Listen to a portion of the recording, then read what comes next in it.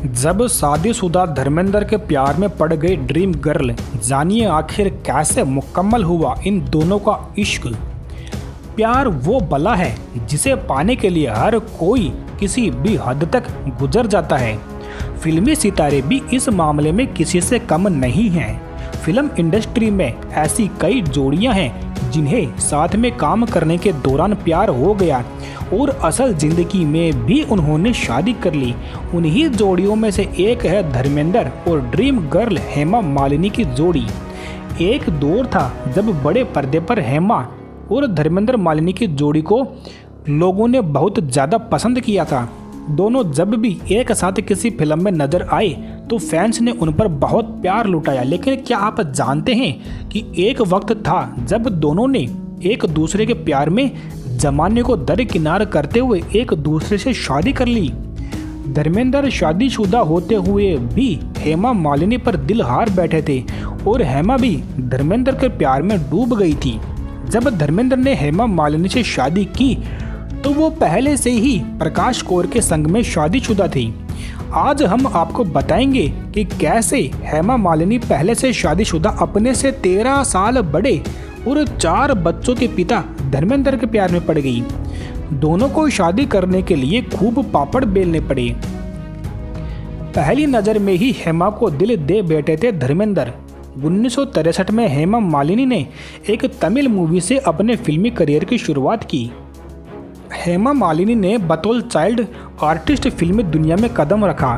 धर्मेंद्र के साथ उनकी पहली फिल्म का नाम तुम हंसी मैं जवां ये फिल्म का नाम था।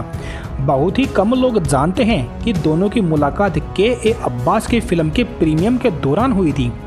हेमा मालिनी ने अपनी biography Hema Malini beyond the dream girl के बारे में इस बुक के अंदर इस बारे में बताया है। उन्होंने इस मुलाकात का जिक्र करते हुए लिखा कि उन दिनों उनकी एक फिल्म रिलीज होने वाली थी जिसके चलते प्रीमियम के इंटरवल के दौरान उन्हें स्टेज पर बुलाया गया।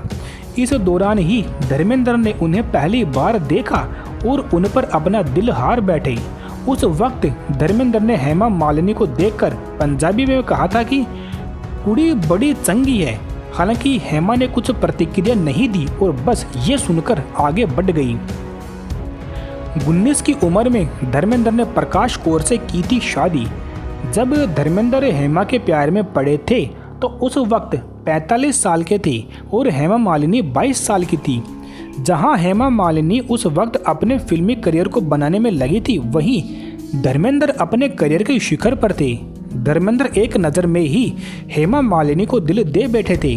दोनों एक दूसरे के प्यार में पड़ गए थे। उन्हें ये मालूम ही नहीं था कि इस रिश्ते का कोई भविष्य भी है या नहीं, क्योंकि धर्मेंद्र मुंबई आने से पहले ही 19 साल की उम्र में प्रकाश कौर से शादी के बंधन में बंध चुके थे।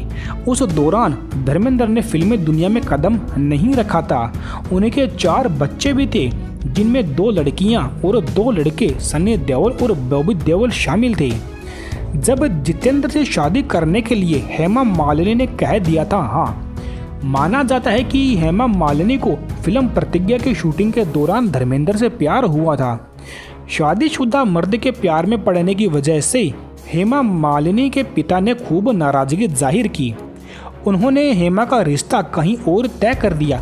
बहुत कम लोग जानते हैं कि हेमा के पिता ने जिनसे उनका रिश्ता तय किया था वो कोई और नहीं बल्कि उस दौर के फेमस बॉलीवुड अभिनेता जितेंद्र थे। परिवार वालों ने जितेंद्र से शादी करने के लिए हेमा पर बहुत दबाव बनाया और ना चाहते हुए भी हेमा को शादी के लिए हाँ करनी पड़ी। कहा जाता है कि जब हेमा की शादी की बात धर्मेंद्र को पता चली तो वो शादी तुड़वाने के लिए हेमा के घर तक पहुंच गए। उन्होंने फिर हेमा से बात की और जितेंद्र से शादी ना करने के लिए उन्हें मना लिया। शादी करने के लिए धर्मेंद्र और हेमा को करना पड़ा धर्म परिवर्तन। भले ही धर्मेंद्र और हेमा मालिनी की जोड़ी बड़े पर्दे पर आसानी से सफल हो गई, लेकिन असल जिंदगी में एक होने के लिए दोनों को काफ़ी मुश्किलों का सामना करना पड़ा। कहा जाता है कि उस वक्त उनकी शादी में 2 दिक्कतें थी। एक तो हेमा मालिनी के पिता और दूसरा धर्मेंद्र का शादीशुदा होना। 1978 में हेमा मालिनी के पिता की मृत्यु हो गई, जिसके बाद हेमा मालिनी अकेली पड़ गई। धर्मेंद्र से हेमा का अकेलापन देखा नहीं गया।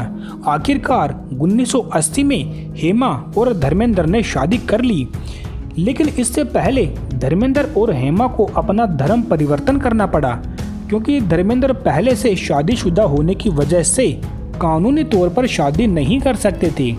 धर्म परिवर्तन करके धर्मेंद्र ने अपना नाम बदलकर दिलावर खान रख लिया और हेमा ने अपना नाम आयशा बी रख लिया।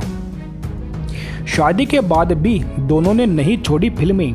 शादी के बाद हेमा मालिनी ने फिल्मों में काम करना नहीं छोड़ा। वहीं धर्मेंद्र ने भी एक के बाद एक कई सुपरहिट फिल्में दी। समाज और फैमिली के खिलाफ जाकर दोनों का शादी करना उनके फिल्मी करियर में कभी भी अड़चन नहीं बना। तो ये थी दोनों की प्रेम कहानी। आपको ये जानकारी कैसी लगी? कमेंट्स में अपने विचार हमें बता सकते हैं। यहाँ पर हम बॉलीवुड से संबंधित जानकारियाँ लाते रहते हैं। ऐसी ही और जानकारी प्राप्त करने के लिए चैनल को सब्सक्राइब करें। धन्यवाद।